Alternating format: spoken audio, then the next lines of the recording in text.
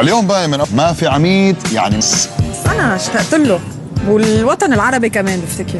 لعلي مو للبس. صحيح. اوكي كده. احنا هاكر كرو بنلعب بريك ده.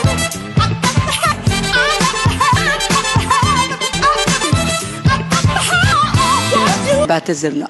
انا لانه حبيتكم وعندكم شويه شغلات وحغفر لكم الهفوات اللي موجوده، اقول نعم.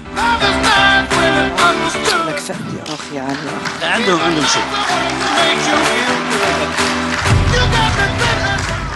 اخي علي ليك وحشه يا علي. ما كانش يومك يا. انا اعتبر ان اصغر واحد فيكوا ده ورد، وانتوا في العرض ده كنتوا عليق.